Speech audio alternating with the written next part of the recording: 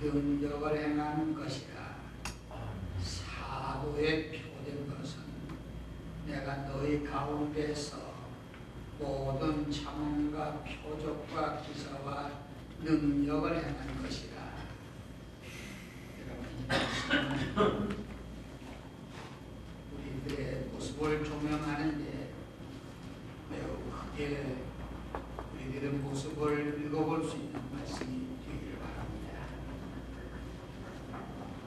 이번에 저에게 교회 복음과 성경에 대하여 말씀하신 기회가 주어졌는데 다시 반복해 말씀드립니다만 이 강의의 특성은 학문적인 강의, 전문가적인 연구심적 강의가 아니고 실험적인 강의고 경험자적이고 현장적인 의미를 갖는 강의인데 전제로 해서 들으시면 강의의 이해가 되리라고 생각이 되겠습니다.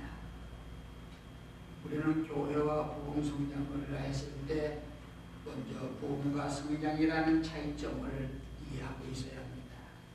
목사는 이 두 마디가 같은 내용 같지만은 성격을 달리한다는 거 이해하고 있을 때 교회를 사역하는 데 도움이 되겠습니다.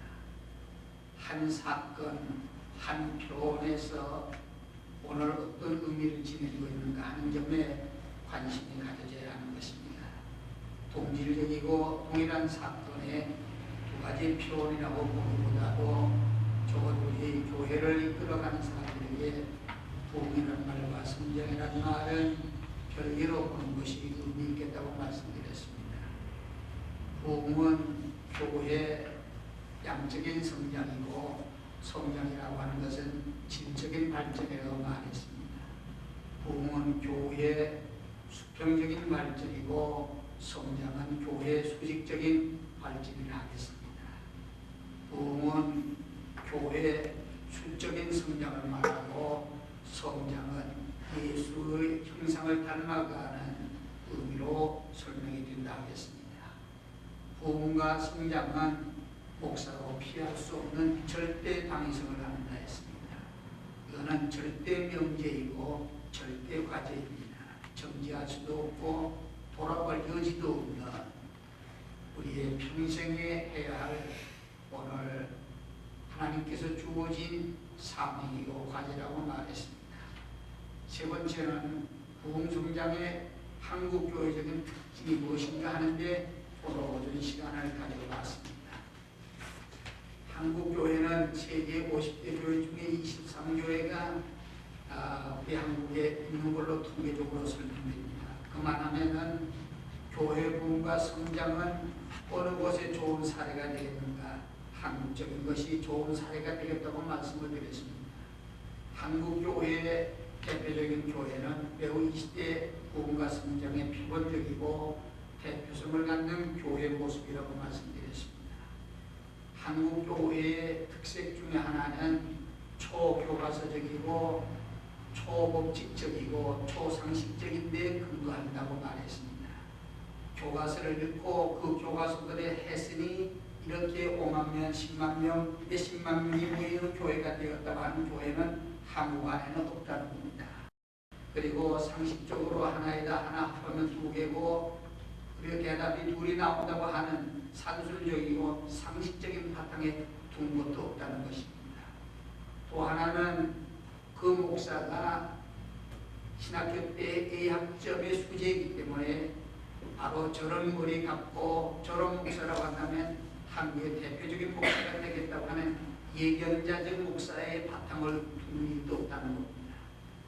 정말 한국 교회는 생각 밖의 곳에서 대형 교회가 일어났고 생각 밖의 목사로부터 대형화 교회를 일으키고 있다는 것입니다. 이것은 참 우리 목사들로 하여금 예민하게 볼만한 내용이라 하겠습니다. 영국의 경제학자 알베르트 마샬은 이상적 인간은 가슴이 뜨겁고 머리가 냉철해야 한다고 했습니다. 적어도 우리는 목사이기 때문에 교육자이기 때문에 교회 보는 것만은 냉철함이 있어야 합니다. 적어도 바탕이 있을 것이고 배경이 있다고 봐야지 열매 보고 뿌리 없다고 생각할 수 없을 것입니다. 그러므로 열매가 무성한 걸 보고 감탄만 할 게 아니라 그 열매가 무성한 데 대한 배경, 뿌리를 한번 좀 냉철하게 볼 필요가 있겠다는 것입니다. 우리가 적어도 신학대학 때 A학점에 점수 딴 어느 사람들이 그대로 나와서 교회를 대형화시키고 학교의 성적 순서가 교회 순서가 되는 일은 하나도 없다는 겁니다. 생각 밖의 사람이 생각 밖의 곳에서 참으로 이 시대에 주목을 해야 할 교회 성장 부흥이 있다고 하는 것은 이 목사로서 매우 심각하게 봐야 하고 또 주목해 봐야 할 일인 줄 생각이 됩니다. 나는 그런 면에서 이번 강의가 매우 자극이 되기를 바라는 것이고 도전이 되기를 바라는 것입니다. 이 역사가 토인비는 역사의 진면이라고 설명하면서 역사는 창조하고 그리고 그 창조된 역사는 성장한다. 그리고 그 성장한 역사는 침체하는 정지 역사가 이루어지고 그 역사의 다음에는 쇠퇴하고 쇠퇴한 다음에 역사는 몰락 해체로 끝난다. 이것이 역사가 도는 수이라고 말했습니다. 지금 한국 교회는 교회가 대단히 성장해 왔습니다. 그러나 지금의 교회는 침체한다고 우리는 봐야 할 것입니다. 우리가 이 침체할 때 정말 새로운 방법을 찾아내지 못하면 이 교회는 쇠퇴할 것이고 해체 위기, 오늘 소멸의 위기가 올는지 모르겠다는 것입니다. 그런데 이제 침체해서 오늘 살아남는 비결은 토인비는 힘이 있어야 된다고 말했습니다. 힘이 없으면 역사의 정지에서 침체해서 살아남는 길이 없다고 했습니다. 힘이라는 게 뭡니까? 곧 도전입니다. 자극인 것입니다. 나는 오늘 우리 교회가 지금 모두가 침체 상태에 있지 않나. 다시 한번 과거의 교회에 대한 모습을 잘 읽음으로 미래의 교회에 대한 방향이 제시되리라고 생각이 되겠습니다. 예, 그거 조금 키워주시죠. 그렇습니까?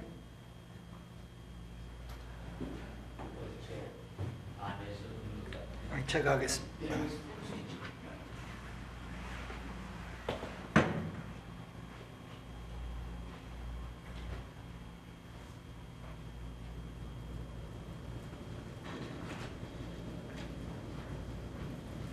이런 면에서 우리는 이런 모임을 통해서 도전 나눌 수 있기를 바랍니다.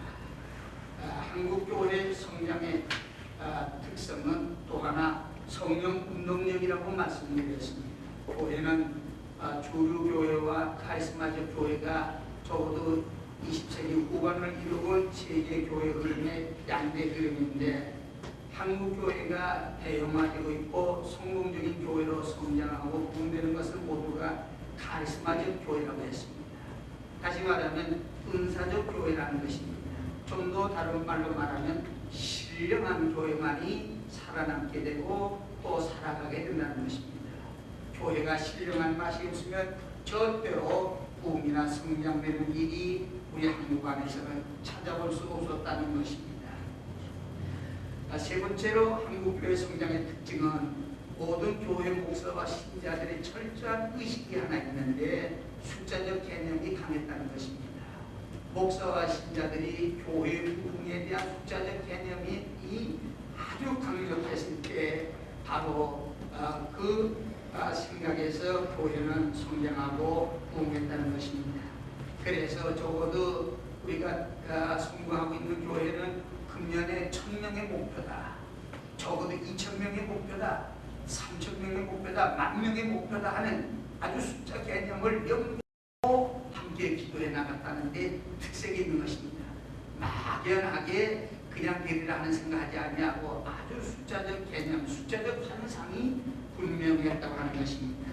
그런 데서 오늘 교회가 이렇게 성장하고 또 부흥이 되는데 와그나는 교회 성장의 장애적 요소가 뭐냐? 교회 성장의 가장 방해가 뭐냐? 교회 부흥의 방해가 뭐냐?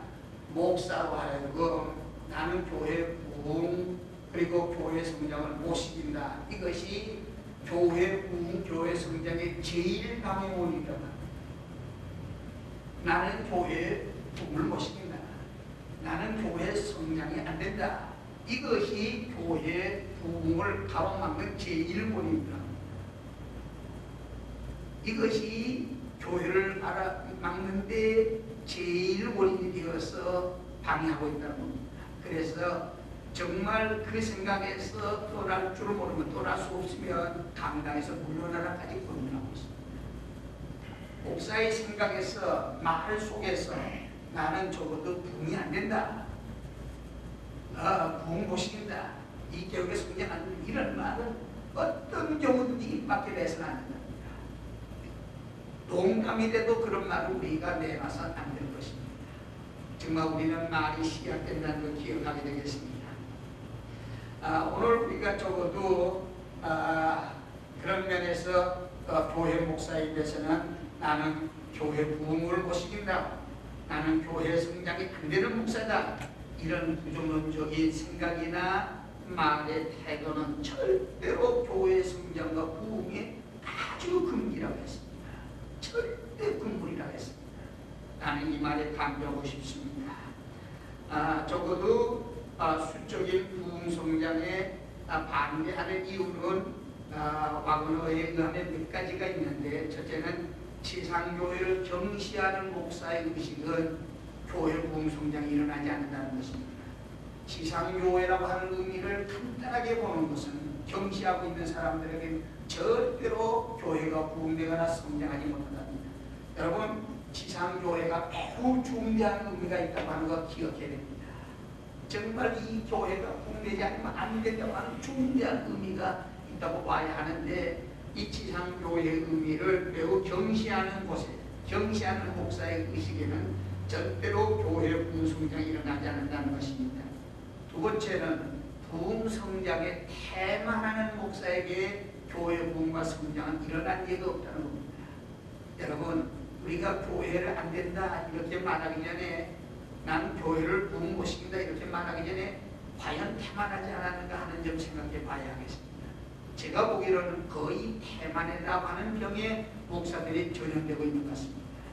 이 태만이라고 하는 병 때문에 목사들이 교회 부흥 성장을 가로막고 있다고 봐야 하겠다는 것입니다. 세 번째는 대형교회에 대한 혐오감. 무엇인가 대형교회라고 해서 우리는 완전한 건 아닙니다.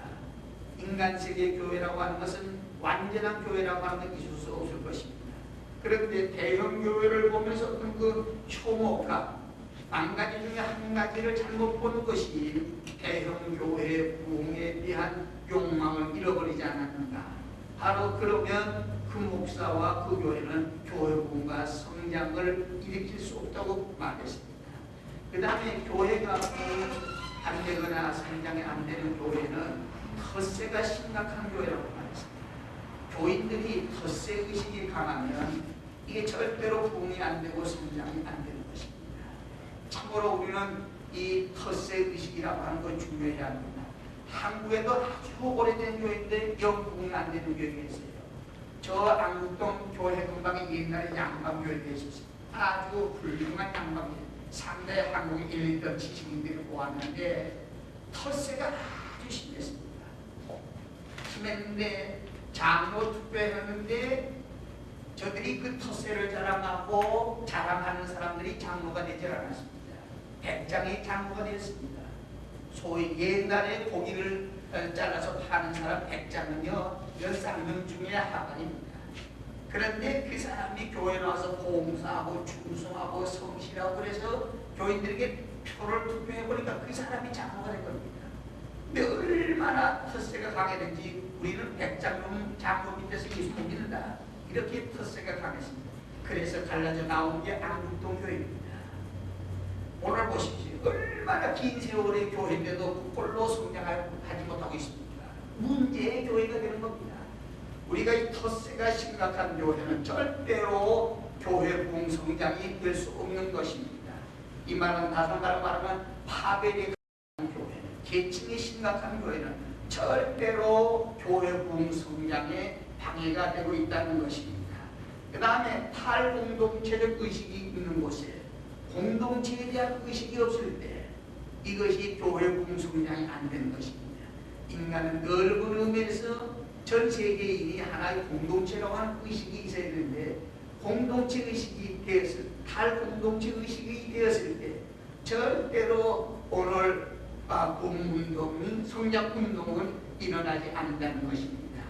또 하나 교회 부흥과 성장에 장애하고 있는 거, 안 되게 하는 이유 중에 하나는 작은 교회가 아름답다고 하는, 작은 것, 축소가 매우 예쁘다고 하는, 미화하는 교회가, 이건 절대로 안 되는, 작은 교회가 아주 아기자기하고 인정이 많고 사랑이 많고 대화가 있고 아주 정말 가정답고 이런 식으로 설명하면은 절대로 교회가 서로 성장할 수 없다는 것입니다.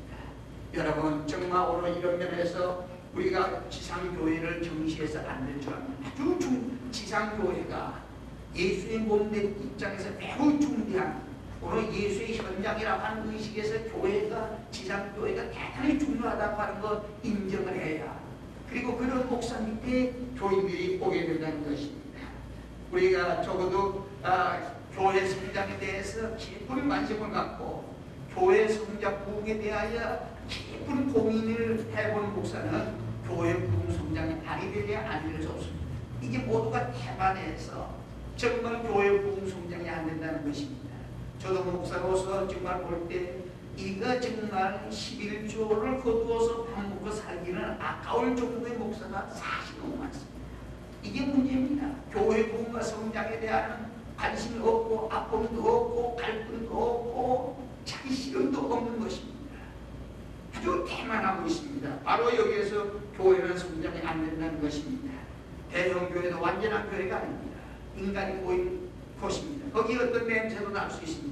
잘못된 걸 보고 혐오감이 빠지기 시작하면은 그 목사 자신의 교회를 부흥시키고 성장한다고 하는데 시험을 받고 있는 사람입니다. 이건 절대로 교회의 부흥과 성장이 될 수 없다는 것입니다. 우리는 공동체적 의식을 가져야 하고, 작은 교회가 아름답다 하는 미화시킨다고 하면 절대로 교회 성장이 안 된다는 것입니다. 미국의 슐러 박사는 교회가 부흥하고 성장되는 데는 7대 조건이 있다, 이런 말을 했어요. 첫째는 지리적 접근이 편리해야 된다. 현대 교회가 지리적 접근이 편리하지 아니하고 교회 부흥과 성장하는 예는 오늘 2000년대에 와서는 일어나지 않는다는 것입니다. 이것은 대단히 중요한 줄로 믿습니다. 보십시다. 우리 강남의 김선도 목사님 계신 그 감리교회 보면 이게 조글지교회가 종로에 있었어요. 김선도 목사님. 그런데 그때 그 감리교회는 교회가 부흥 안 됐습니다. 부흥 안 된데도 교회를 이동하자 해도 당회가 틀고 움직이지 못하게 한 겁니다. 그런데 어느 날 책임 있는 장로가 교회에 들어오는데 어떤 신사내분이 자가용을 쭉 빼서 타고 교회 앞까지 왔는데, 교회 앞에 차 세우러 가니까 어디서 교통수명이 호그락거리며 나타나더랍니다. 몇몇씩 내놓으라고 딱 기대겠다는 것입니다. 그래서 차 세우지 않고 그대로 가겠습니다. 그래서 그 사람이 그대로 그 교회에 와서 예배 드리기로 했는데 예배를 못 보고 그냥 가버리고 말랍니다.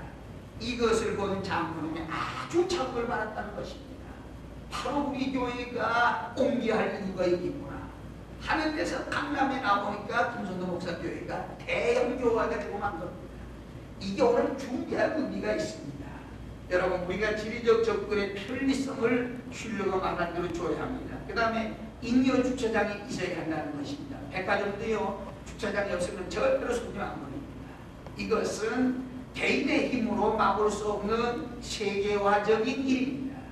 개인의 힘으로 이걸 막아보려고 하지 말고 이런 흐름에 우리가 올라타고 나가야 됩니다. 막아야 할 것과 흐름을 빨리 타는 것과 우리가 구별해야 됩니다. 적어도 잉여 주차장을 만든다고 하는 것은 이건 어느 곳에든지 필요적인 것입니다. 그렇기 때문에 빨리 그 흐름에 올라타야 한다는 것입니다. 그 다음에 상품 목록이 분명해야 된다는 것입니다. 교회 성장의 슐러는 많은 다양한 프로그램이 있었다는 것입니다. 이 상품 목록이 없을 때, 다시 말하면 물건이 한 가지만 있으면 손님이 모일 수 없다는 겁니다. 많은 물건이 있을 때 손님, 백화점이 많이 오죠. 요즘은 앞으로 점점 백화점화되는 시대입니다. 왜 그런가 하면 백화점 안에 들어가면 한꺼번에 없는 게 없거든요. 그런데 적은 가게라고 하는 것에 물건이 구별되어 있습니다. 그러니까 한 번 갔다가 오면 아주 불편합니다. 예. 적성에 맞지 않습니다. 그렇기 때문에 오늘 모든 시민의식은 백화점을 상대하게 되는 것입니다. 교회도 많은 상품 목록이 있어야 된다고 신도는 말하고 있습니다. 교회는 많은 프로그램을 개발해서 많은 사람이 수용할 수 있도록 얼굴색에 다른 것처럼 교회 프로그램이 많아야 각각 적소에다가 적응시킨다는 것입니다. 우리 많은 사람들을 각각의 그 은사를 갖고 사는 사람들에게 대한 적성이 오늘 적응되지 않으면 절대로 교회는 성장되지 않는다는 것입니다. 그리고 성장하는 교회는 모든 신자를 훈련을 시킨다는 겁니다.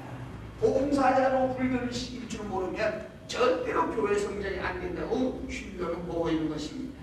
다섯 번째로 교회 부흥과 성장에는 교회 홍보라는 것 절대로 무시할 수 없는 의미가 있다고 말했습니다. 정말 우리는 교회 홍보 이거 많이 해야 됩니다. 여러분 한국의 대형 교회지고요 홍보하는 교회가 없습니다. 미안한 말이지만 부흥사들도요 결과적으로 홍보한 사람이 이깁니다. 홍보한 사람이 큰 목사가 됩니다.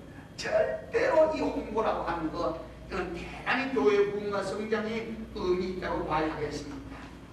그 다음에 신자들이 가능성에 대한 의식화가 없어서는 안 된답니다. 모든 신자에게 가능성에 대한 의식화 능력 주시는 자 안에서 내가 할 수 있느니라 하는 가능성의 의식화가 되지 않으면 절대로 교회가 부흥이 성장 안 된다는 것입니다. 여러분 오늘 교회 나갔다가 될 것도 안 되는 사람 많아요. 될 생각 가지고 나갔다가도 설교 듣고 이상하게 안 되겠다 하는 경우가 많습니다. 안 되겠다는 사람도 교회 나오면 매도 되겠다 하는 가능성으로 바꿔줘야 한다는 것입니다. 그 다음에 부흥을 시키고 성장시키는 교회에 다시 말하면 특성 중에 하나는 헌금을 유출시켜야 된다는 것입니다. 신자에게 헌금을 시킬 줄 모르는 교회는 절대로 성장할 수 없다는 것입니다.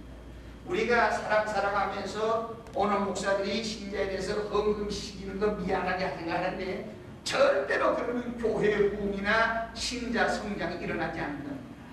헌금을 철저히 시킬 줄 알아야 됩니다. 저 한국의 서산에 가보면 안반복시라고 있어요. 그 안반복시는 2대 5대 독립문화위원장한 국회의원입니다.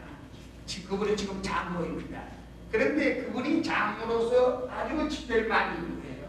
그런데 어느 날 가만히 집회하는 거 내가 뒤에 가서 들으니까 한국 교인들 가난하게 하는 거 목사의 책임인 줄 아십시오 이런 말이에요.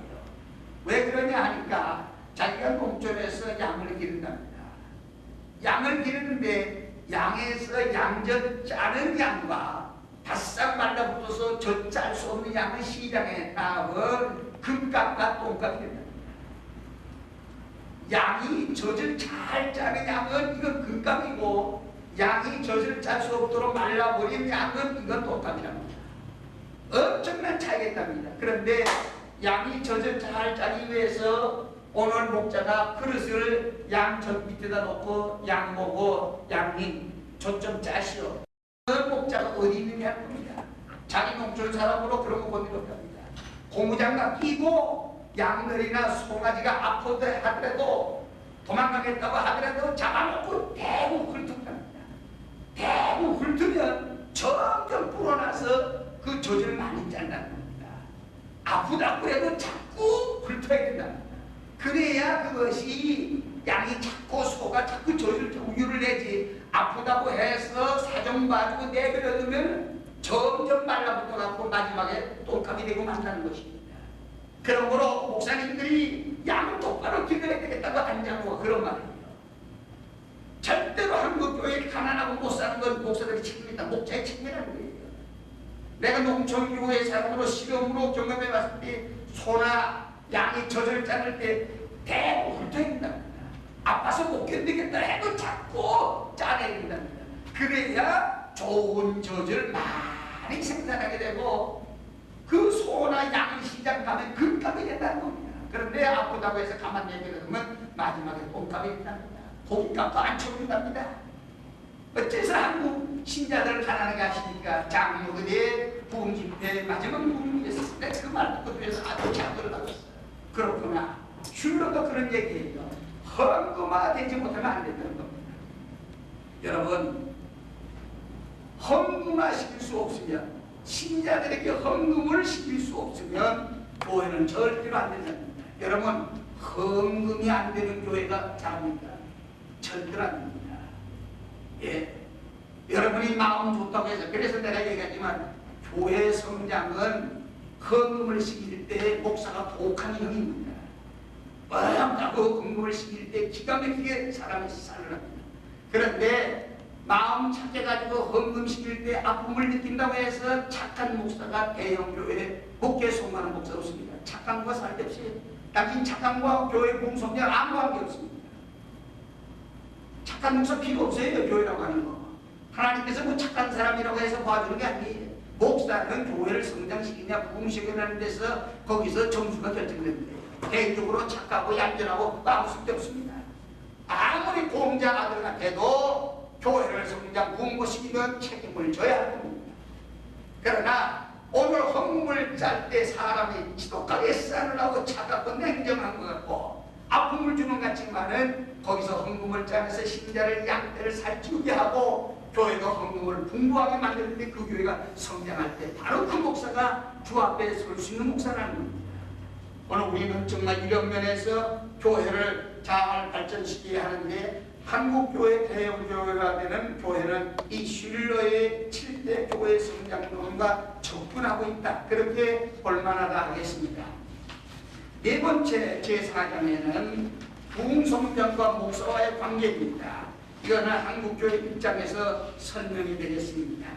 다시 말하면 지금까지 3장까지 부흥과 성장의 개념의 차이, 그 다음에 한국에서 일어난 교회 부흥과 성장의 배경, 이렇게 설명해 봤습니다. 그래서 여기 4장에서는 그 교회 부흥과 성장에서 목사와의 관계로 보는 것은 도대체 주체 세력이 누구냐 하는 겁니다. 교회를 부흥시키고 성장시켜야 할 주체 세력 누구냐 하는 겁니다. 여러분, 신자도 아닙니다. 절대로 조직도 아닙니다. 우리는 교회의 성장과 부흥에 대하여 그 책임을 신자에게 돌리면 그 목사가 끝난 사람입니다. 뭐 운영의 묘가 잘못됐다고 해서 소위 조직에 돌려도 그 목사는 탈락된 사람, 잘못된 사람입니다. 교회의 성장과 부흥은 절대 목사 책임입니다. 한국교회, 한국의 대형교회의 성장과 부흥하는 것은 어디에서 일어나는 목사의 주도하에서 일어납니다. 목사 주도하에서 일어나고 있는 것입니다. 이것은 대단히 우리가 주목해 볼 만한 일이긴 합니다. 주경학자 마클레이는 이런 말이 있어요. 사도행전 2장 해석에서 초대교회 때 베드로가 설교를 하니까 우리가 어찌할꼬 회개하고 성령을 받으라. 그리고 3,000명이나 더 하더라고 했습니다. 이 점에 대한 해석을 이렇게 했어요. 목사 없이는 설교가 없고 설교 없이는 교회 부흥 성장도 없다.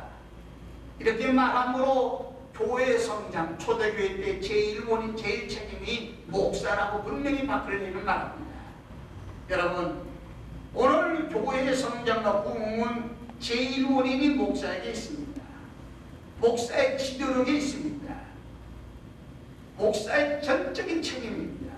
그렇기 때문에 그 책임에 성공한 사람은 영광의 축복을 받습니다. 별 수 없습니다. 책임에 성공한 목사는 영광의 축복을 받게 되어 있습니다. 책임에 성공했다고 하는 것은 예수의 신용도에서 만점의 사람을 말합니다. 우리가 한마디로 말하면 모든 양떼들은 예수께서, 주께서 그 목사를 보고 맡길 때 일어나는 현상입니다.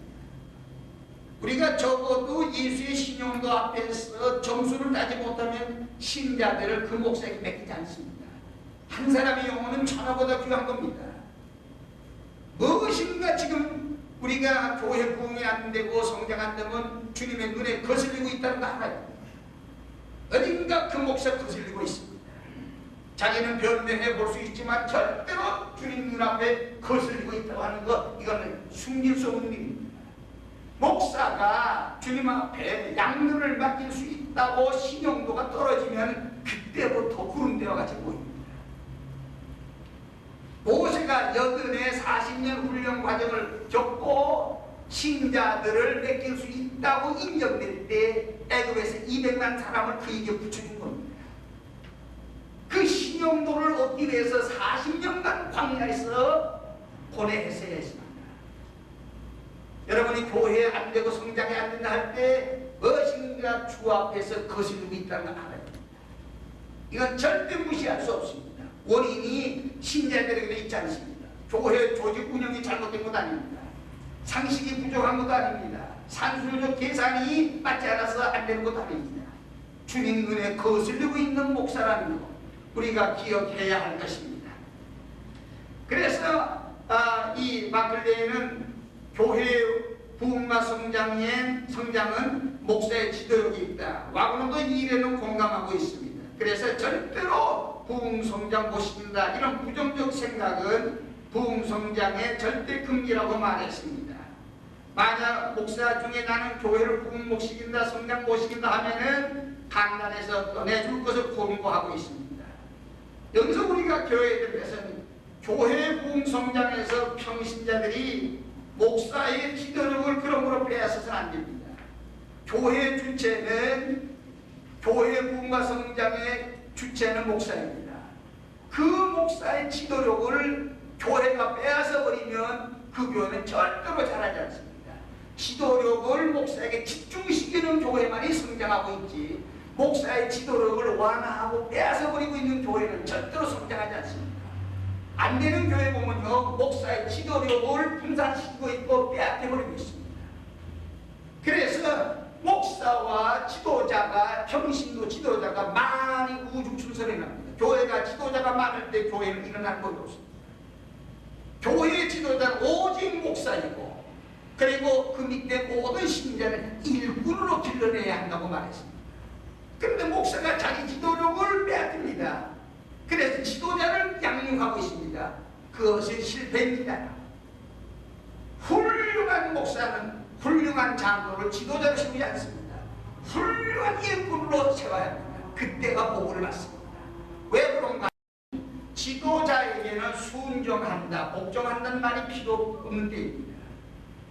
오늘 장로들에게, 다른 권사들에게 교회 생활 오래 하고 금전적인 세력이 있고 명예적인 권력이 있다고 해서 저를 지도자로 세웠을 때 성경 안에서 복종하십시오, 순종하십시오 하는 말이 필요 없는 사람입니다. 문제가 됩니다. 그때 교회가 아무리 오래 믿었고, 아무리 세력이 있고, 아무리 재력이 있고, 아무리 오늘 경력이 활용해도 어디까지나 일꾼으로 길러내야 평생에 순종하고 평생에 복종한다고 하는 데서 그 사람이 복을 받고 교회도 성장하는 줄로 믿습니다. 교회가 안 되는 교회에 보면요, 목사가 지도력을 분산시키고 빼앗기고 있습니다. 다시 말하면 뱃사공은 하나가 되겠지, 뱃사공이 많으면 배가 산으로 기어 올라간다는 것처럼 안 됩니다. 교회에 이게 잘못되는 게 많아요. 그렇기 때문에 안 되는 교회는 순종과 복종한다는 게 눈에 안 보입니다. 큰 교회, 대형 교회 보십시오. 간간히 인상 드는 것은 복종한다, 순종한다는 것입니다. 지난번 선거 때 조영계 목사하고 얘기하고 있을 때, 오늘 우리 순복음 여의도 교회는요, 사실은 내가 누구를 찍기를 원한다고 말 한마디면 100% 다 찍을 거라고 생각, 자신 있다는 거예요. 그 얼마나 놀라운 겁니다. 다른 교회 그 말이 안 통합니다. 목사가 김영삼 씨 찍다 그래서 다 찍어줄 것이 너너너 그딴 소리 아니야. 목사가 정치니까.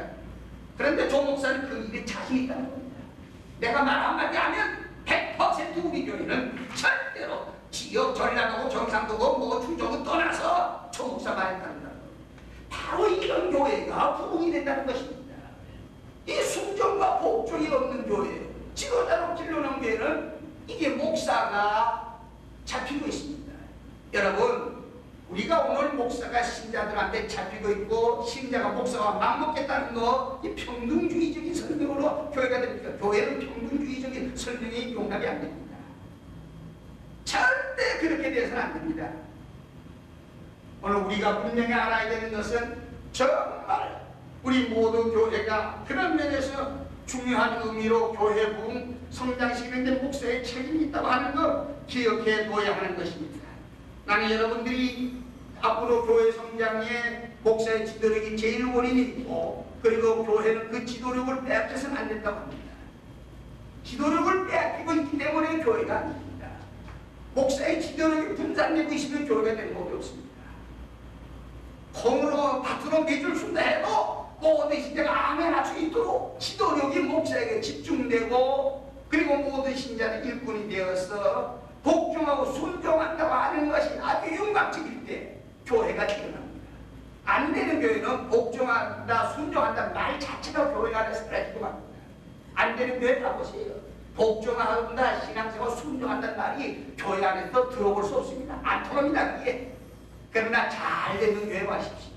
다 복종하고 순종한다고 아멘으로 충만한 교회가 일어나고 있다는 거 믿으시기 바랍니다. 아멘. 이거는 목사의 지도력과 관계되는 것입니다. 두 번째는 그런 면에서 목사에 매우 중요한 의미가 있는데, 여러분들이 기억해야 할 것은 앞으로도 얘기해 보겠지만, 목사에 왜 내가 그 주체가 목사라고 봐야 하느냐. 한국에 50대 교회 중에 23교회가 있는데 어느 목회 연구지에서 여론조사 했어요.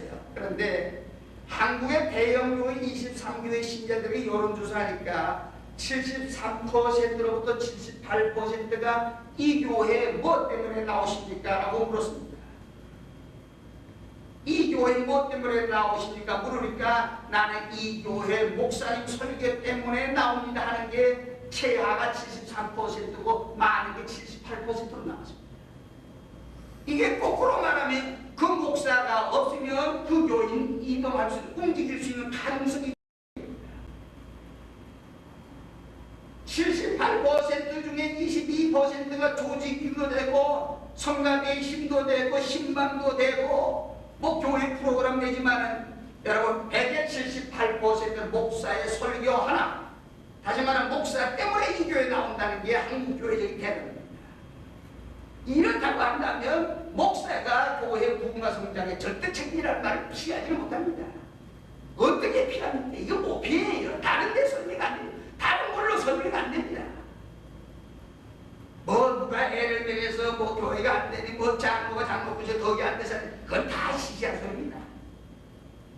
근본적인 거 대형 교회에 나오는 교회 보면은요, 적어도 73%로부터 78%까지 목사의 설교 때문에 나온다는 겁니다. 그리고 그 목사가 없으면 이 교회에서 나올 수 있는가 할 때 거의 고개를 흔들고 자신 못한다는 것이 대답이 굉장히 그만큼 대형 교회를 끌고 가는 것은 목사의 책임이라는 것입니다. 곧 교육자의 책임이라는 것입니다. 우리가 다른 건 몰라도 교회 부흥과 성장에 이건 내 책임이라고 하는데 철저하게 무릎을 꿇는 행위입니다. 절대로 해결되게 돼 있습니다. 이런 점에서 우리가 명심해야 할 것입니다. 교회 부흥 성장과 목사의 관계에서 목사가 제일 원인, 제일 책임이라고 말했습니다. 그러면 좀 더 구체적으로 어떤 목사로 의미하는가? 우리가 적어도 교회 성장이 되는 주체되는 그 목사에게는 첫째는 목사의 의식화가 중요한 의미가 있습니다. 목사로서 의식화가 되어야 합니다. 이것은 윤곽적인 목사 형태입니다. 바울이 말한 대로 겉사람과 속사람이 있는데 목사의 의식화는 윤곽적인 목사 형태. 이것이 매우 중요한 의미가 있습니다. 목사가 오늘 적어도 대형교회와 시기고 목회에 순고하는 목사는 내가 목사다 하는 의식화가 아주 철저합니다. 이 목사가 자기가 목사의 의식화가 철저하지 않으면 100번 죽었다가 깨어나도 눈 감고 눈 뜨고 뭘 하게 되냐 물어봤을 때 말끝마다 나는 목사다, 목사 된다 하는 게 철저한 의식입니다. 내가 이번에는 죽었다가 다시 깨어나서 뭐 맡겼느냐 하면은 목사는 안 하고 딴 거 해보겠지. 이런 사람 치고 교회가 되는 법이 없다는 겁니다. 철저하게 목사로 의식화된 사람, 어떤 경우는 10번 죽었다 깨어나도 목사인 걸 자랑으로 여기고, 목사인 걸 감사히 여기고, 목사인 걸 대견스럽게 여기고, 목사인 걸 최고라고 생각하는 사람, 이것이 교회가 성장적으로 부흥되는 배경입니다. 여러분, 이 목사직이 세상에서 최고다, 여러분 그런 자존심이 있습니까? 아멘. 그렇기 때문에 대형교회 목사들 보면요 대단한 자존심이 있습니다. 학문에 자존심이 없습니다. 잘생겼다만 자존심도 없습니다. 그런데 목사직에 대한 자존심이 많은 강력한 사람입니다. 목사로서의 자존심이 많은, 목사의 철저한 의식화. 여러분, 목사로서 철저한 의식화가 된 사람은 언제나 교회 부흥에 대하여 많은 목사들과 경쟁해서 앞선 생각하고 있습니다. 목사가 철저하게 정신적으로 목사다운 의식화가 되어 있으면 교회 부흥과 성장에 대하여 다른 목사보다 앞서는 생각하고 있습니다. 앞서는 자가 앞서게 되어 있습니다. 그래서 정신적으로 뒤따라가는 목사가 실제 현장적으로 교회가 앞서는 교회는 본 일이 없습니다.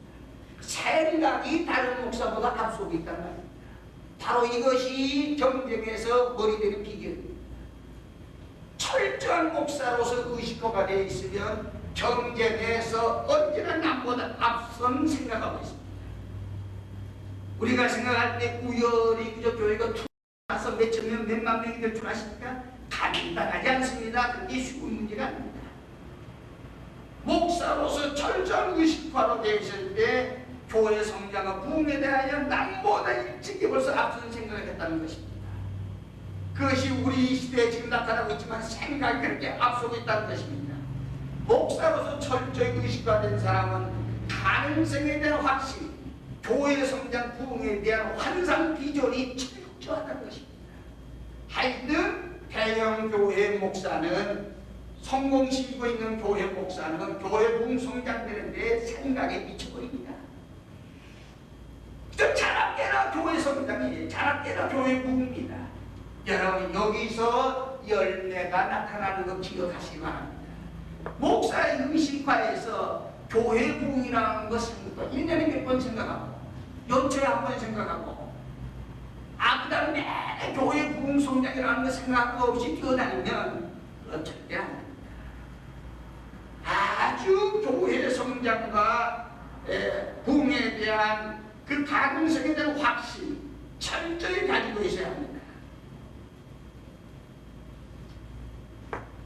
그 다음에 그 목사는, 철저히 의식화가 된 목사는 그 신자들에게 대가 지불의 적극적인 행동을 권면합니다. 다시 말씀드리지만은 우리가 목사는 기도실에서 설교가 로고스가 되어야 됩니다. 그런데 강당에서는 로고스가 신자들의 가슴에 와서 부딪힐 땐 뇌마가 되어야 됩니다. 다시 말하면 경험적이고 실천적이어야 합니다. 모든 설교가 상식으로 끝나고 상상으로 끝나면 그것이 설교 실패입니다. 생활로 이어져야 하고, 경험으로 이어져야 하고, 실체적인 걸로 이어져야 합니다. 바로 우리는 그런 연결이 부족합니다. 연결이 안 된다는 말입니다. 설교는 설교대로 있고 신자는 신자대로 있습니다. 바로 여기서 결과적으로 교회 부흥과 성장이 안 됩니다. 설교는 100% 교인들에게 수용이 되고 그것이 생활화로 옮겨져야 합니다. 이걸 옮기지는 못하는 겁니다. 그러니까 결과적으로 어떻게 보면 신자를 머리만 크게 만듭니다.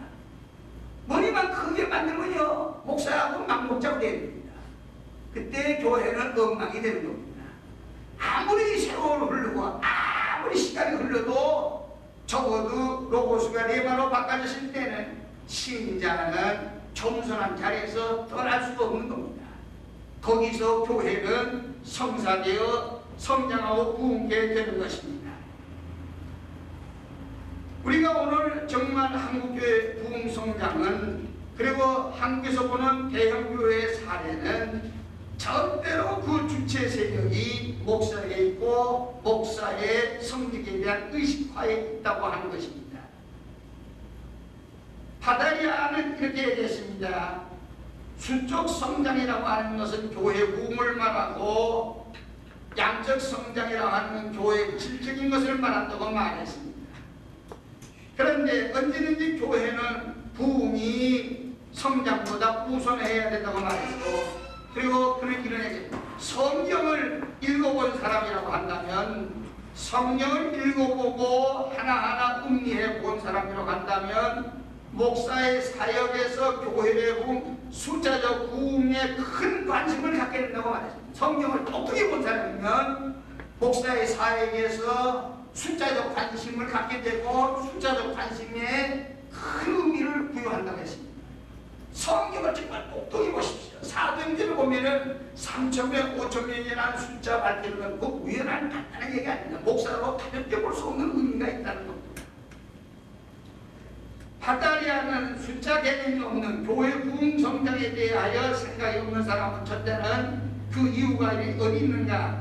전도와 선교에 무관심한 목사라고 규정하고 있습니다. 적어도 전도와 선교에 관심을 쏟는 목사, 그리고 그런 교회가 부흥 성장 안 되는 법이 없다는 것입니다. 전도와 선교에 무관심한 목사, 전도와 선교에 무관심한 교회, 이거는 교회 성장, 부흥이 절대로 될 수 없다는 것입니다. 그 다음에 파다리아는 교회의 비부흥, 비성장에 대한 자기 방어, 목사가 교회가 안 되고 성장 안 되는 거 자기가 방어를 하려고 자기 방어에 힘쓰면은 이건 절대로 안 된다는 겁니다.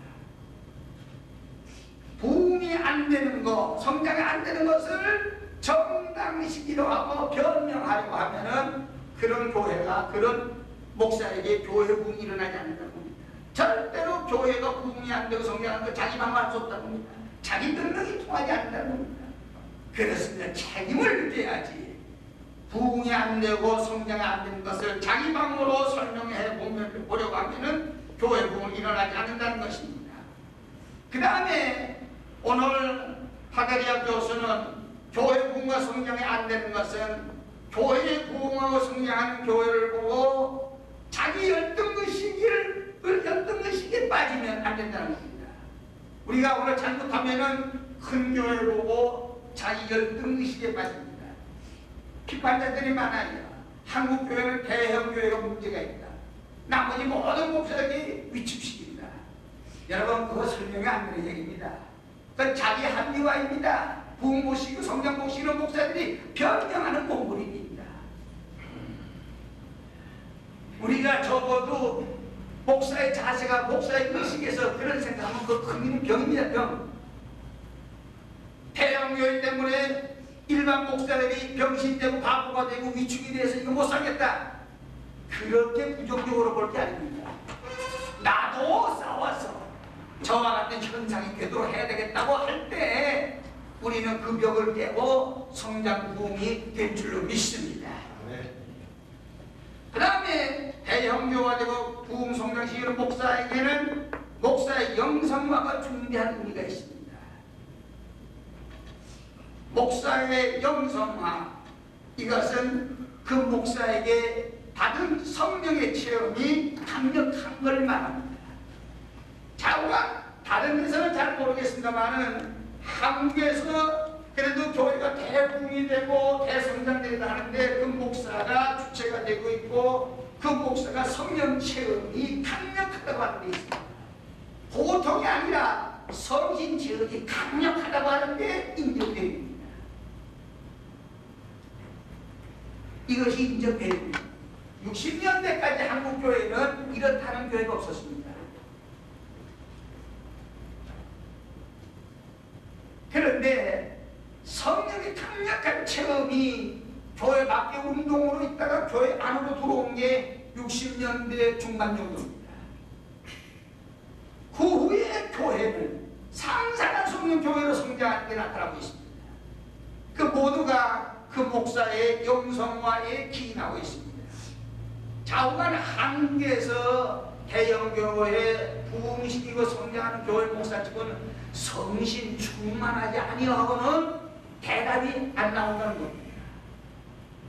절대 성령 충만이 없이는 교회 부흥, 교회 성장에 대하여 대답이 안 나온다는 겁니다. 교회 부흥이라고 하는 대답, 교회 성장이라고 하는 대답은 목사의 영성과 성령 충만과 직결되고 있었다는 겁니다. 목사의 성령 충만이 없이는 교회 부흥이라는 대답도 나오지 않았고, 목사의 성령 충만 없이는 교회의 성장이라고 하는 해답도 안 나온다는 겁니다. 지금 우리 앞에 나타난 교회의 성장하고 교회의 부흥하고 있는 해답과 대답의 교회는 그 교회 목사가 성령에 충만한 영성화에 있다는 겁니다. 목사의 영성화는 신자의 영성화와 직결됩니다. 바로 여기서 교회 부흥 성장 대형화의 교회는 터지게 되어 있는 것입니다. 여러분, 이게 중요한 얘기입니다. 머리로 교회를 잘 조직적으로 구상하고 머리 굴려서 아닙니다. 절대로 아닙니다. 그래서 한국교회 대형교회 목사 머리 좋은 사람이 어디 있습니까? 여러분, 유명한 박사가 한국교회에 수만 명, 수십만 명 모이게 하는 교회였어요. 다 요즘 박사님이지만 엄영희 박사예요. 우리 박사. 홍로 박사라고 신학적인 학문의 실력 박사들이 아니에요.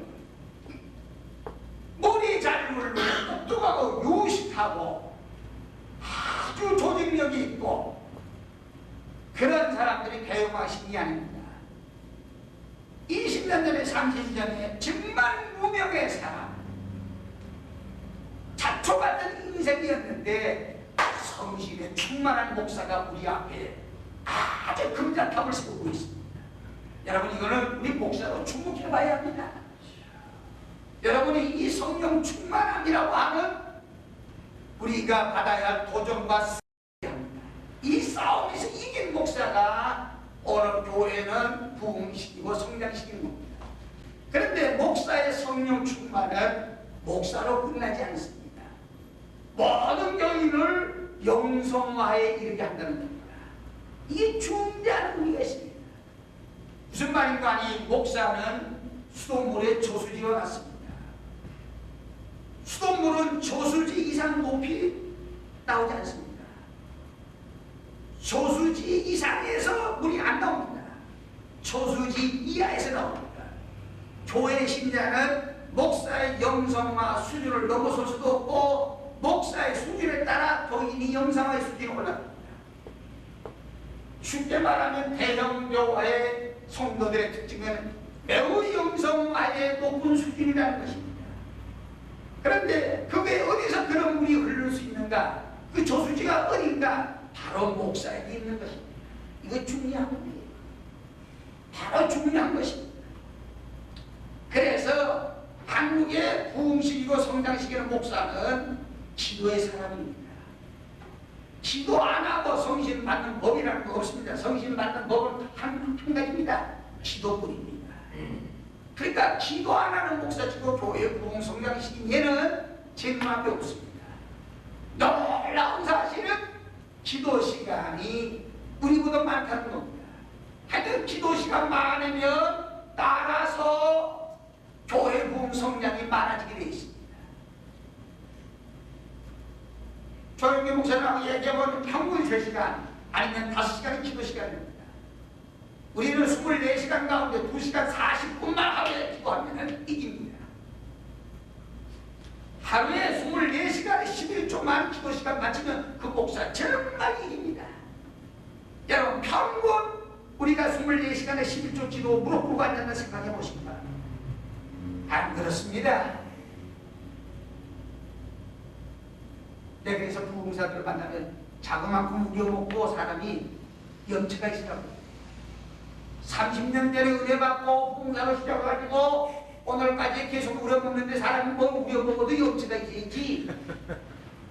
왜 그래요? 목사 후배들 부흥사. 내가 한국의 부흥사들 가운데 대부분 그래 도둑놈이라고 합니다.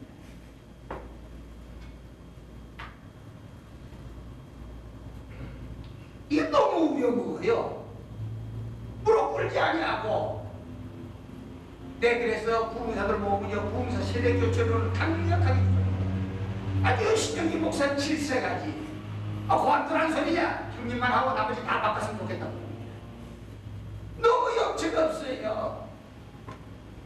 내가 부흥사지만 미안하지만 이게 부흥사들의 기도로 아니에요. 무릎 꿇지 않는단 말입니다. 신문에 요란합니다. 네, 그래서 전번에도 목사들 산상에 이끌어가도 무릎 꿇고 철저히 회개하라고 했습니다. 오늘 기도 없는 목사들 교회 부흥 성장시킨 일이 없습니다. 여러분이 볼 때 인간적으로 성장시키고 부흥시킨 대형화 교회 목사 비교하고는 아무것도 아닌 것 같습니다. 별게 아닌데 이게 문제예요. 이게 이 건방진 태도가 교회를 망하게 합니다. 그 건방진 목사 하나가 교회를 문잡고 있어요. 그 건방진 태도 하나가 신자를 다 죽이고 있어요. 별게 아닌 것 같아도 그 사람이 거기까지 갈 때는 무릎이 붓도록 기도한 사람이라도 인정해야 됩니다. 여러분, 무릎이 굳어질 정도로 기도 없이 절대로 일어난 일이 없다는 것입니다. 목사의 철저한 영성화는 신자의 영성화에 이릅니다. 그래서 목사가 철저히 영성화되고 기도가 충만하고 성실이 충만하면 어떤 상이 나는가? 첫째는 목사가 대단히 권위가 인정되는 권위성이 인정됩니다. 요즘 20세기 국민정부의 탈권위 시대라 합니다. 권위업 시대. 기독교에서 목사에게 권위 없으면요 맹물입니다. 맹물. 다 탈권위 시대에도 사제직에서 권위 이루면 아무것도 안 possi니다. 한국의 대형 교회 목사 보십시오. 절대 권위적입니다. 그 권위가 군사독재처럼 억압하는 권위가 아니라 사제직으로서 갖는 권위라는 겁니다.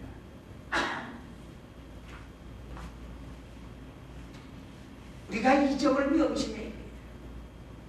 대단히 이 점에 명심해 둬야 합니다. 오늘 우리는 탈권위 시대에서 목사의 권위까지 끌어내리라 합니다. 사제적인 권위를 무시하라. 그래서 교회 안에 전부 목사, 장로, 권사가 다 유로 통하지 않는다. 성경에 그런 얘기가 없습니다. 그럼 그건 한 번도 찾아볼 수 없습니다. 절대로 오늘 목사는 권위를 잃어서는 그 목사가 양들을 끌고 가지 못합니다. 여러분, 적어도 내 영혼을 그 목사에게 목자라고 위탁할 때 그 목사의 사제적인 권위를 믿지 못하면 위탁이 안 됩니다. 어떻게 내 영혼을 당신이 인도해 주옵소서라고 교회에서 위탁할 수 있습니다. 그 절대 권위가 있을 때 위탁이 됩니다. 권위를 상실하면 절대 위탁이 안 됩니다. 우리가 성령 충만하고 영성하고 철저한 목사들의 나타난 특징은 절대 권위적이라는 것입니다. 그런 권위가 지금 폭력적인 권위라고 하는 것과 어떤 군사의 힘을 말하는 권위는 성격이 다른 얘기입니다. 탈권위 시대라고 해서 목사가 권위를 잃어버리고 신자하고 야자하고만 먹으면 끝납니다. 내가 얘기하지만요, 미안한 말이 무슨 말이 같지만은 목사가 장로들하고 사우나 같이 빨아보고 들어가면 그게 아닙니다. 알아들어요? 무슨 말인가? 어디서 목사가 장로로 빨아보고 같이 모욕을 해요? 말 같지만 얘기. 그것도 무슨 말 같지만은 무시할 수 없는 현장입니다. 그것이 10번만 쌓여보세요. 내 새끼나 너 새끼나 똑같다고 생각해요. 죽었습니다. 죽었어. 탈권위 시대라고 하면서도 사실은 권위 앞에 무릎 꿇고 싶은 게 인간과 인간 관계입니다. 인간은 홀로 못 삽니다. 반드시 상대를 대상으로 하고 있습니다. 어디다가 무릎을 꿇느냐? 그 권위성이 인정이 됩니다. 대학 교수가 권위를 잃어버리면 대학 교수로서 끝나는 겁니다.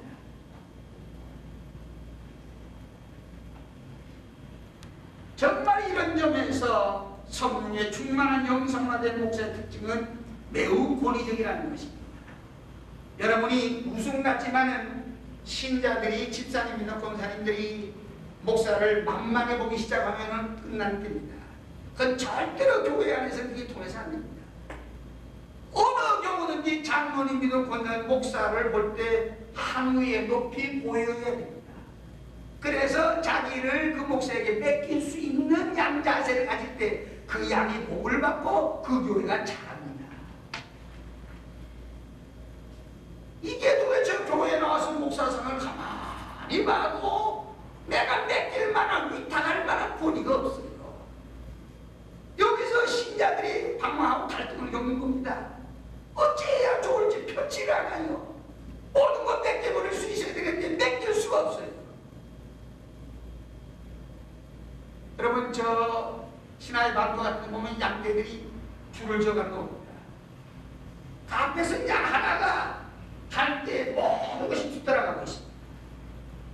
참 신기해요. 그 양무리들 가고 하는 거 보면 재미있어요. 한국에서 일어나는 교회 부흥과 성장의 목사는 영성화로 강화해진 사람이고, 그 영성화는 성령 충만에 있었고, 성령 충만은 기도 없이 이루어진 일 없다는 겁니다. 그런 목사는 사제직으로 권위성을 인정받고 있다는 것입니다. 그래서 우리가 신자가 목사를 만날 때 주의 종이십니다, 이 생각이 턱 올라와요. 목사님 만났을 때 직업으로 목사님, 교수님이 이런 식으로 말씀하셨는데 당신은 주의 종이십니다. 이런 의식이 강력해야 됩니다. 보십시다. 내가 저 원주에서 집회하는데 새벽에 웬 중년 신사가 잠바 입고 나왔어요. 근데 무릎 꿇고 간절히 기도해요. 기도하는데 안수하는데 어깨하고 머리에 손을 얹는데 어깨가 이상해요. 이렇게 턱 보니까 별 2개단 육군 소장. 비록 저가 군의 육군 소장이지만 목사를 하나님의 사람으로 생각했는데 무릎 꿇고 기도를 받아들입니다. 내가 아들한테 가서 집회했는데 백인 흑인들이 한 4만 명 모이는 데서 집회를 했어요. 엄청나게 모았습니다. 그런데요, 원형 강대상에서 빙글빙글 돌아가는 강대상에서 설교를 마치고 나가는데 많은 백인 흑인들이 전부 복도에 쫙 무릎 꿇고 앉아요. 그래서 내가 인솔하면 웬일이냐 하니까 목사님이 나가면서 마시고 모두가 안수해 주기를 바라서 지금 복도에 앉았습니다는 거예요. 바로 이 점이 보여야 됩니다. 그 동양계 기자들은 별게 아닌데 기자인데도 우리가 낫지. 이렇게 맞서기 시작하면은 교회가 안 됩니다. 하나님의 사람이라고 하는 강력한 인상이 드러나야 됩니다. 정말 신자들이 예수 편하게 믿는 건 목사가 하나님의 상이라고 하는 이미지가 안 구분한 말입니다. 하나님의 종이라고 인정이 안 된다는 겁니다. 여기에 신자들 불쌍한 점이 있습니다. 참 오늘의 신자들 불쌍합니다. 이거 죽자이라고 죽자고는 헌금교회가 바쳐가면서도 교회에 나와서 목사를 만났을 때 하나님이 좋으십니다. 당신에게 다 내놓으니 당신이 주님께 기도해 주십시오. 그러면 내가 잘 될 겁니다. 적어도 이렇게 믿어줘야 교회 나올 맛이 나지 않습니까? 교회 나올 맛이 아주 신비성이 있어야 합니다. 목사를 볼수록 그 목사를 생각할수록 설명할 수 없는 신비성이 있습니다. 여러분, 이 신비성이 없으면 안 됩니다. 봅시다. 예수께서 제자들에게 천국이 가까웠다고 전하라 했습니다. 이게 뭡니까? 목사는 복음 전하는 일들. 그다음에 병든 자를 고치라 했습니다. 두 번째입니다. 귀신을 쫓아내라 했습니다. 이 세 가지가 목사는 병의 길입니다. 말 하나 갖고 설교 하나 갖고 절대로 어느 교회 성장이 안 됩니다. 병든 자를 고치고 귀신을 쫓아내야 됩니다. 이것은 입으로 설명할 수 없는 목사직의 신입니다.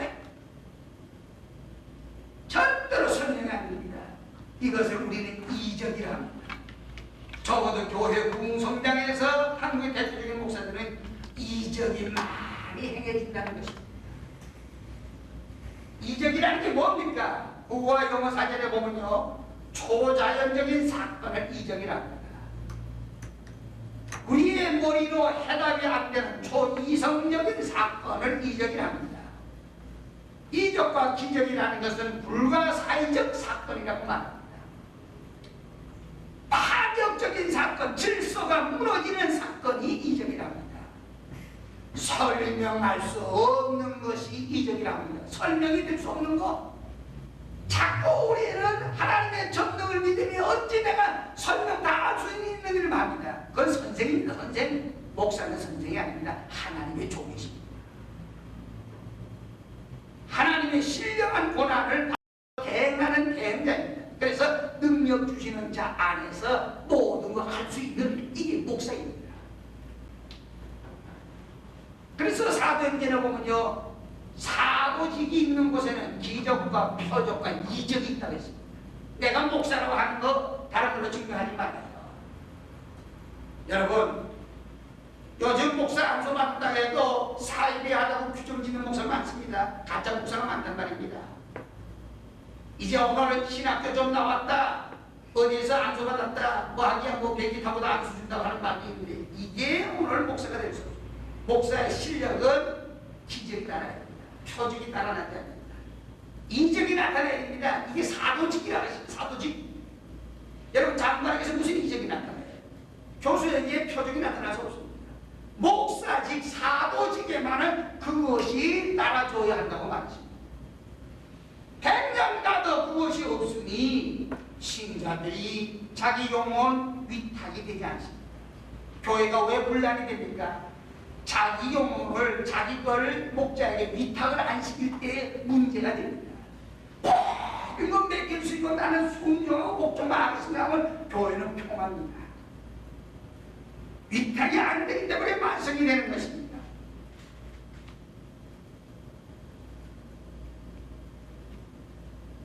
목사가 안수하면 병든 자가 일어나야 합니다. 베드로가 설교하니 듣는 자가 성신의 불이 가슴에 와닿는 것처럼 전달하는 게 있어야 됩니다. 여러분, 이건 중요한 것입니다. 우리가 기억해야 되는 것은, 그래서 목사에게는 적어도 이런 신비성이 있어야 하고 있었다는 것입니다. 사람으로 설명할 수 없는 어떤 사건들이 나타나고 있다는 것입니다. 설명할 수도 없고 질서가 무너지고 있는 불가사의적 사건이 목사에게 보여진다는 겁니다. 그것은 고린도후서 12장 12절에 사도라고 하면은 표적과 기적과 이적이 있어야 한다는 말씀에 근거하고 있는 성경적 현상인 것입니다. 앞으로는 더 치열한 정쟁의 시대입니다. 목사도 엄청나게 경쟁해야 하는 시대가 왔습니다. 정말 오늘 우리는 그 목사직 사도직에서 도저히 세상에서 따라볼 수 없는 것 우리에게 나타나야 됩니다. 그러니까 다른 교회 아무리 가봐도 그런 일 볼 수 없구나, 이 교회만 가야, 그 목사님 밑에 가야 이런 문제가 나타났구나, 바로 그 점이 보여야 그 신자 잡아줍니다. 우리 목사는 별 게 없어. 그런데 옆에 교회 가면은 병든 자 기도하면 낫는다 그래. 몸뚱아리 나와 있어도요, 마음은 뺏기고 있습니다. 그 언젠가 사건만 나면 다 움직여야 할 신자들입니다. 그 때문에 지금 목사들이 안정감 없이 목회합니다. 성령에 충만하고 사도직으로 기적과 표적과 능력이 나타나지 않는 교회는 절대로 목사가 목회에 안정감이 없습니다. 대단히 위험합니다. 언제 이렇게 쏠릴지 모를 위기에 있습니다. 조마조마합니다.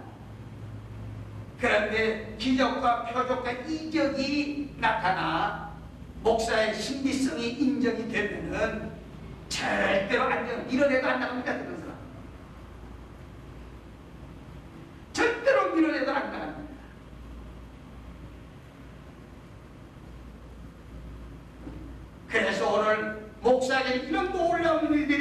일어나야 하는 것입니다.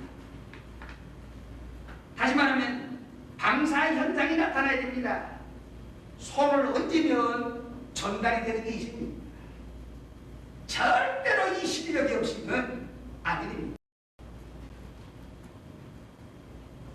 절대로 방사 현상이 나타나야 됩니다. 손을 댔으면 전달이 됩니다. 사업하는 집에 가서 예배 보고 안수에 축복했으면 전달이 됩니다. 병든 몸 끌고 왔을 때 목사가 안수했으면 전달이 되는 게 있습니다. 이것은 신비입니다. 설명이 안 되는 얘기입니다. 그런데 모든 인간의 사도직에는 반드시 있어야 한다고 사도행전에 말하고 있습니다. 이거 없이 난 지금 말하면 신학 공부하려고 하는 이거 없이는 목사 될 생각도 하지 말라고 해요. 아예 처음부터 이게 첫 단추 잘못 끼워놓으면요 평생의 고생입니다. 이 목사 첫 단추 잘못 끼워놓으면요 평생의 고생입니다. 첫 단추 잘 끼워야 됩니다. 방사 현상이 나타나야 됩니다.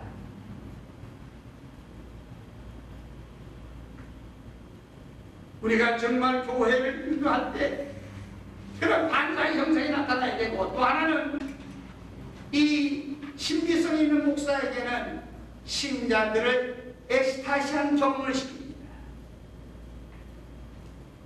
신자의 신앙생활에 엑스타시한 경험을 시킬 수 있습니다.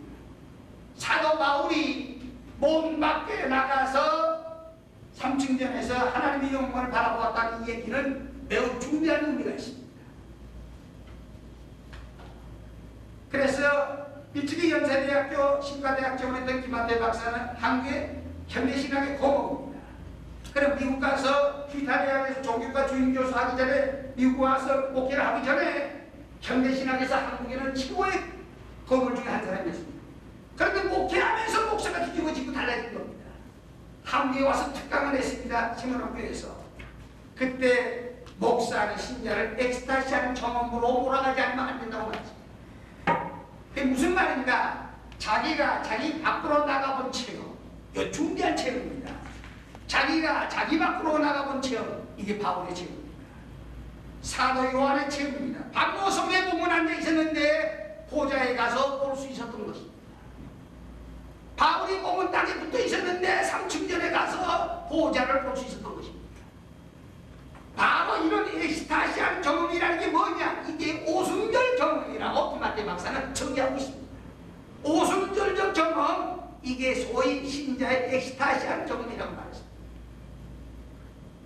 이 경험이 있으면 신자를 모두가 황홀감에 빠진답니다. 여러분, 예수 믿을 때 황홀감에 빠져야 모릅니까? 맹맹합니다. 그렇게 차이가 없어요. 신앙생활의 목자가 신자를 황홀감에 빠뜨릴 줄은 모릅니다. 맹맹합니다. 그렇게 차가울 수 없어요. 현대교회가 그렇게 차가울 리가 없습니다. 참 장로들의 가슴이 차갑습니다. 권사 집사들의 가슴이 차갑습니다. 무섭게 차가워집니다. 이거 목사의 책임이 있습니다. 소위 엑스타시라는 경험, 오순절 경험으로 자기가 자기 밖으로 나가본 경험이 있으면 두 가지 특징이 있다 했습니다. 자기가 자기 밖으로 나가면 자기 모습을 봤기 때문에 평생에 겸손합니다. 사람이 자기가 자기를 볼 수 있어야 됩니다. 그런데 오순절의 신령한 체험은 자기가 자기 밖으로 나와갖고 자기를 보는 경험이 있답니다. 그러니까 평생에 성령 충만한 사람은 겸손할 수밖에 없답니다. 또 하나, 자기가 자기 밖으로 나갔으면 누구는 보좌를 본다는 겁니다. 하늘나라의 보좌를 보기 때문에 그 사람은 평생에 열광해서 산다는 것입니다. 여러분, 신앙에 열광성이 없으면 죽은 거라고 김한대 박사가 말합니다. 백화점에 가서 뭐 쇼핑하는 겁니까? 뒤로 돌아다니면서. 그래서 제2호존대 다녀보고, 제2호존대 가게 가보고, 제3호존대 돌아보고, 그래서 쇼핑 한 바퀴 쑥 가가지고 주일날 나와서 한 바퀴 돌아가는 거예요. 바로 교회가 그러면 죽은 교회라고 했습니다. 열광에 몰아넣어야 신자는 특징이 있답니다. 첫째는 눈물이 있고, 두 번째는 감사가 있답니다. 우리가 교회를 만들 때 눈물을 내지 못하게 하면 그 목사 안 됩니다. 신앙생활에 눈물이 없이 눈이 말라붙으면 더 문제됩니다. 목사가 싸웁니다. 이 눈이 마른 사람, 눈이 딱딱하게 맞아서 문지라 터질 사람이면 그 목사하고 싸울 사람. 언제나 신앙인의 눈에서 눈물이 적게 만듭니다. 황홀에 빠진 사람 두 번째 감사가 특징이랍니다. 그저 감사합니다. 세 번째 열정이 넘친다는 것, 열정. 그래서 성령의 충만한 체험은 모두가 황홀에 빠지게 한다는 것입니다. 눈물이 있고 감사가 있고 무서운 열정이 일어난답니다. 아마 좋은 예가 제가 오늘 그 교단의 목사 아니니까 얘기할 수 있습니다. 아마 조 목사님이 이끌어가는 그런 교회 중에 하나가 그런 성격으로 볼만한 교회가 아니겠다는 생각해요. 여러분, 이제 난 피곤하니까 말씀 여기서 끝내겠습니다. 우리 모두가 교회 공성량은 목사 책임입니다. 다른 데 조금 더 101%도 전가할 수 없는 100%가 목사 책임입니다. 꼭 믿으시길 바랍니다. 여러분, 그 목사는 목사로서 철저한 의식화가 된 사람입니다. 아주 목사직에 대한 의식화된 사람, 완전히 목사직으로 무장된 사람이 목사직에서 홀도를 가지고 있는 사람, 죽었다가 깨어나면 내가 사장을 해야지 벌써 마음속으로 이런 갈등 느끼고 송구하는 목사 없답니다. 죽었다가 깨어나도 나는 목사지. 이 목사가 세상에서 인간이 해야 하는 일 중에 뭐라고 생각하는 자존심을 가진 목사가 있습니다. 목사의 영성화에 있습니다. 이것은 성령의 충만함이 있습니다. 성령 충만은 기도하는 곳에 일어나고 있습니다. 그러니까 교회 공성장 시기는 목사는 나보다 엄청나게 기도의 시간 가졌다는 걸 인정해야 합니다. 그리고 목사에게 제일 어려운 게 뭡니까 여러분?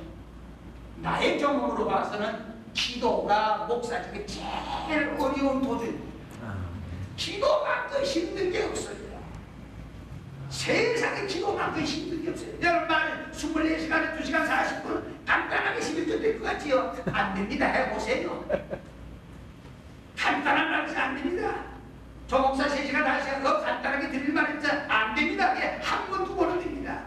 평생에 그렇게 살아간다는 거 그게 안 되는 일입니다. 바로 그게 특징이 있었고 그 특징이 교회의 성장 부흥으로 특징으로 이어지고 있다는 겁니다.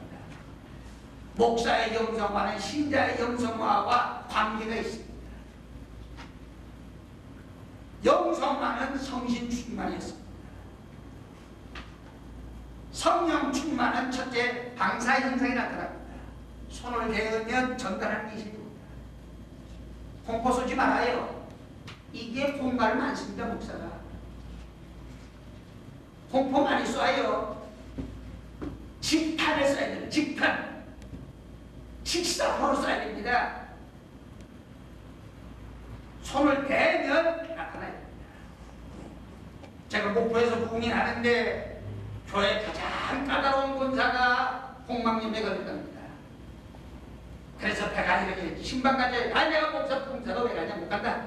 목사님 와서 기도해 줘서 이번 성에 그 권사가 우리 교회가 부흥됩니다. 막 눈물을 가자고 했습니다.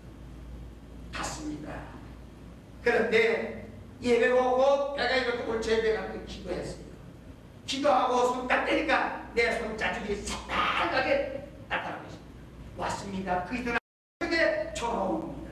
다음에 똥 싸다가 피고름을 쫙 쏟았는데 권사가 다시 일어나기 시작한다는 겁니다. 바로 이것이 부흥사의 무기였습니다. 절대로 이거 없으면 무릎 못 꿇습니다. 우리는 목회 중에 목사가 신자에게 무릎 꿇든지 신자가 목사에게 무릎 꿇든지 양자 중에 하나 결판이 되어야 됩니다.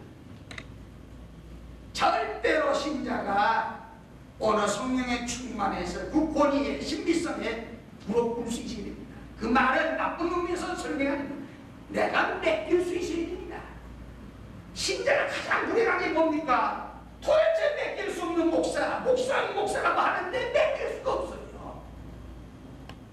기도해도 공갈탕입니다. 이거 문제예요. 얼마나 신자가 불쌍합니까? 여러분, 신자 너무 불쌍하게 만들어서 안 됩니다. 전 신자 살만 나게 만들어요. 예배당까지 와서 살만 못 나면 그거 어디다가 비비고 삽니까?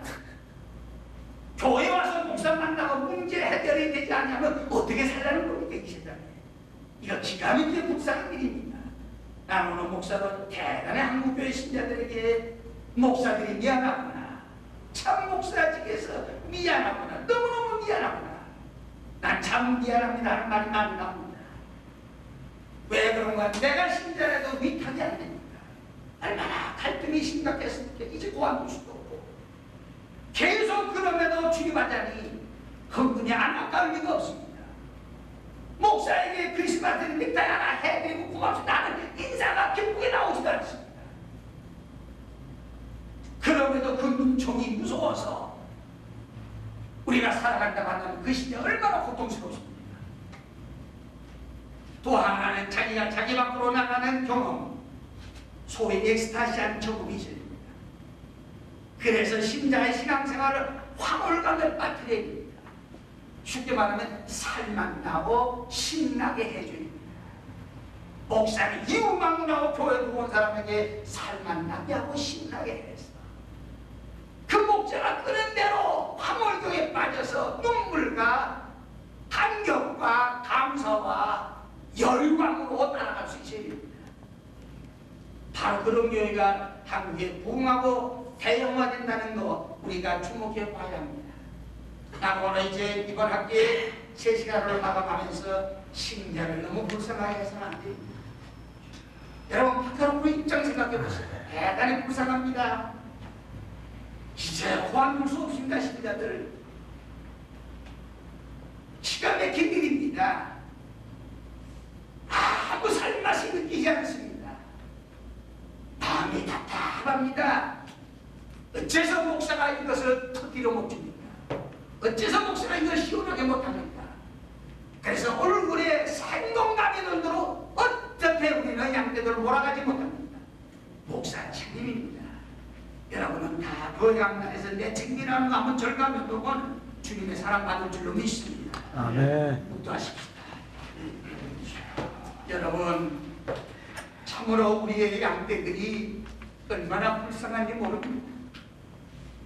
답답한 마음 가지고 교회 생활한다는 거 고역입니다. 우리는 목자입니다. 터뜨려줘야 합니다. 살만 나게 해줘야 합니다. 그것은 지식으로도 안 되고 수단으로 안 되고 오직 성령에 의해서 됩니다. 믿으시길 바랍니다. 아멘. 내가 성령 충만하여 불세례로 영성화되면 나로서 신자가 영성화됩니다. 교회 성장 부문 제일 원인이 내게 있습니다. 여러분, 오늘 부족한 목사의 강의를 듣고 내게 책임이 있다고 깨달아지신 분 조용히 오른손 들어봅시다. 나에게 책임이 있습니다. 폭로하는 분 손 들어봅시다. 손든 제의 시간에 주여 한번 물어 아니 예분간 간절히 기도할 때 주의 자유와 축복이 임하실 줄로 믿습니다. 아멘. 다 같이 주여 한번 무너지고 기도하십니다. 주여!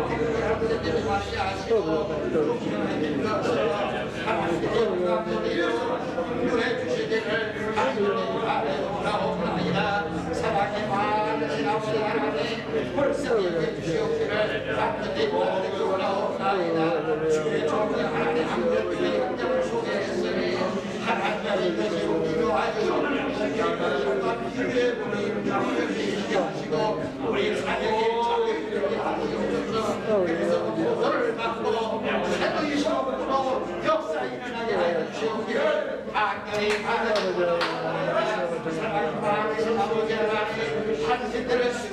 조절해 감당하도록 하옵소서. 예수의 이름으로 기도합니다.